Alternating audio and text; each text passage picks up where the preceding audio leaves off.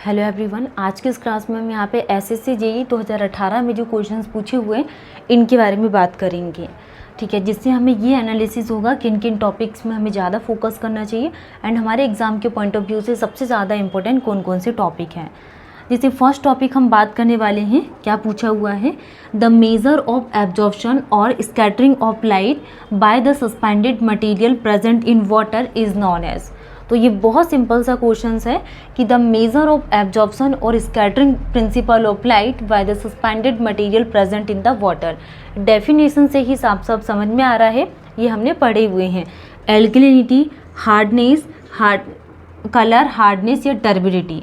तो correct answer क्या होगा यहाँ पे स्कैटरिंग ऑफ लाइट के लिए? Turbidity is the correct answer. Correct answer क्या होगा यहाँ पे? टर्बिडिटी। तो टर्बिडिटी में हमने क्या समझे थे यहाँ पे कि जो scattering it is defined as the absorption or scattering principle of light by the suspended material present in water is known as turbidity। And turbidity की हमने यहाँ पे इम्पैक्ट के लिए बात किए थे, कौन कौन से यहाँ पे कौन कौन से पैरामीटर से इम्पैक्ट करते हैं। तो टर्बिडिटी के प्रेजेंट होने से ये क्या करता है, यहाँ पे साइकोलॉजिकल इफेक्ट को इंड्यूस करता है। टर्बिडिटी अगर ज़्यादा अमाउंट में प्रेजेंट है, ये बिटर टेस्ट को इम्पार्ट कर दी and turbidity hinders the other treatment process. ये कुछ हमने यहाँ पे इसमें पैरामीटर्स के लिए बात करे थे। एंड हम यहाँ पे इसके मेज़रमेंट के लिए देखें कि टर्बिडिटी को मेज़र करने के लिए दो पैरामीटर्स का यूज़ करते हैं। First is the turbidity rod method का यूज़ किया जाता है, turbidity rod method. And second is the turbidity rod method, और एक और कौन सा यूज़ करते हैं, Baylis and nephelometer. Turbidity rod method and nephelometer and Jackson turbidity method. Jackson turbidity method का यूज़ किया जाता है, जैक्सन टर्बिडिटी मेथड का यूज़ करती हैं। तो दो मेथड होती है टर्बिडिटी को मेज़र करने के लिए, turbidity rod method and Jackson turbidity method का यूज़ करती हैं। तो इसमें ये क्या है, फील्ड मेथड है and rough measurement of turbidity, और Jackson turbidity method lab method है। When turbidity is lesser than 25 mg पर लीटर के लिए हम यहाँ पे जैक्सन टर्बिडिटी मेथड का यूज़ करते हैं। नेक्स्ट इसमें एक और मेथड का यूज़ किया जाता है मेज़रमेंट के लिए। फर्स्ट हम यहाँ पे बेलीज टर्बिडिटी मीटर का यूज़ करते हैं, बेलीज टर्बिडिटी मीटर का यूज़ करते हैं। एंड सेकेंड इज़ द नेफ्लोमीटर का यूज़ किया जाता है। बेलीज टर्बिडिटी मीटर और नेफ्लोमीटर टर्बिडिटी मीटर का यूज़ करते हैं टर्बिडिटी को मेज़र करने के लिए। तो बेलीज में क्या आ जाएगा, यहाँ पे जो भी यहाँ पे light photo detector are place behind the sample when incident of light is absorb, और इसमें क्या करते हैं यहाँ पे beside the sample perpendicular to the incident of light, इसके लिए हम यहाँ पे नेफ्लोमीटर का यूज़ करते हैं। इसमें क्या, इसमें एब्जॉर्प्शन प्रिंसिपल है और ये स्कैटरिंग प्रिंसिपल पर बेस है, और इसमें जनरली 0 to 11 मीटर इसको मेज़र किया जाता है। तो टर्बिडिटी क्या होती है, इसको मेज़र करने के लिए हम यहाँ पे टर्बिडिटी रॉड मेथड और जैक्सन टर्बिडिटी मेथड का यूज़ करती हैं। सेकंड हम यहाँ पे बेलीज टर्बिडिटी मीटर का एंड नेफ्लोमीटर का यूज़ किया जाता है। ठीक है, तो हमने क्वालिटी पैरामीटर्स पढ़े थे, इसमें ये भी हम ध्यान कर लेंगे। तो टर्बिडिटी के लिए हम क्या बात कर लेंगे, इसकी परमिसिबल लिमिट कितनी यूज़ करते हैं, परमिसिबल लिमिट, और इसी को ही क्या बोला जाता है, एक्सेप्टेबल लिमिट। परमिसिबल लिमिट को एक्सेप्टेबल लिमिट बोलते हैं। एंड ये क्या होती है, maximum permissible limit, maximum permissible limit इसको बोला जाता है। और इसी को ही क्या बोलते हैं, cause for rejection, cause for rejection इसको बोला जाता है। तो टर्बिडिटी के लिए 1 NTU एंड इसके लिए 10 NTU। NTU is the nephelometer turbidity unit, nephelometer turbidity unit. Permissible limit, acceptable limit 1 NTU, maximum permissible limit and cause for rejection is the 10 NTU।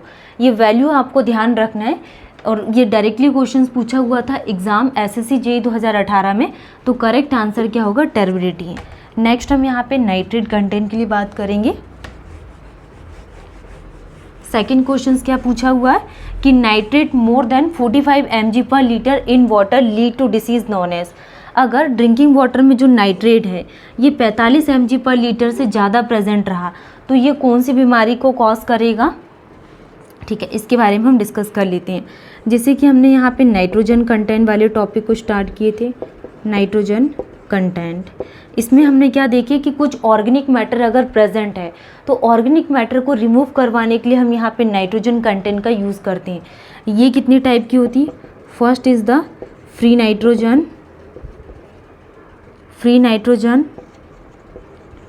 Organic nitrogen और फ्री नाइट्रोजन को ammonia, इसके लिए 0.15 mg पर litre and ये 0.3 mg पर litre use करते हैं। और fourth is the nitrite content. तो नाइट्राइट कंटेंट जो ड्रिंकिंग वाटर में कितना होना चाहिए? 0 mg पर लीटर। और फोर्थ इज़ द नाइट्रेट। तो नाइट्रेट कंटेंट कितना प्रेजेंट होना चाहिए ड्रिंकिंग वाटर में? 45 mg पर लीटर क्या होना चाहिए? प्रेजेंट होना चाहिए। तो ये हमने यहाँ पे 4 प्रोसेस के बारे में बात की थी, free nitrogen, organic nitrogen, nitrite content और नाइट्रेट के बारे में। तो नाइट्रेट ड्रिंकिंग वाटर में 45 mg पर लीटर होना चाहिए। तो नाइट्राइट क्या इंडिकेट करता है? Recent pollution of organic matter due to decomposition of organic matter.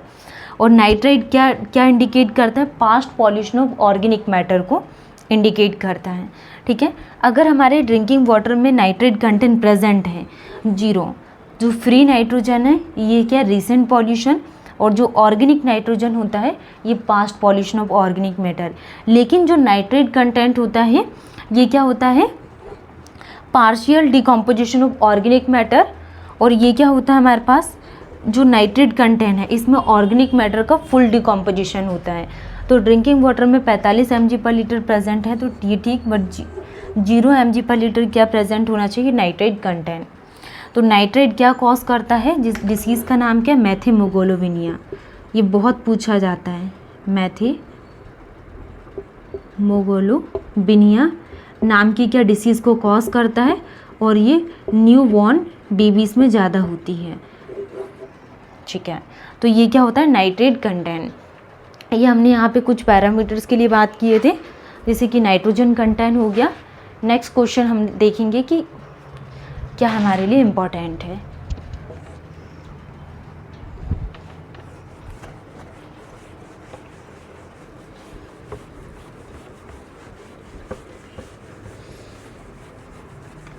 Next हम यहाँ पे एक और क्वेश्चन उठा लेते हैं।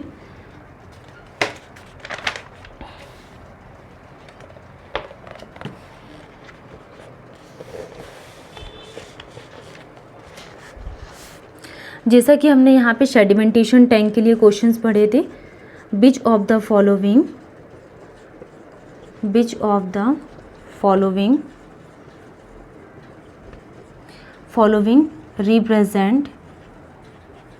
represent the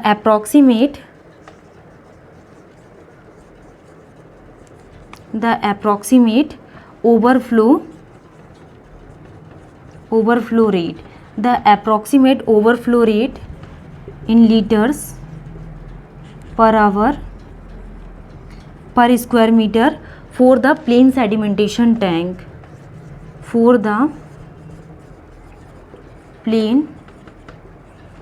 sedimentation tank.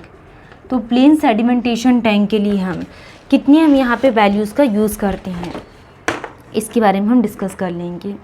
जैसा कि अभी हमने यहाँ पे कुछ टाइम पहले ही डिस्कस किए थे इसके यूनिट्स के बारे में भी, कि which of the following represents the approximate overflow rate के लिए बात कर रहे हैं।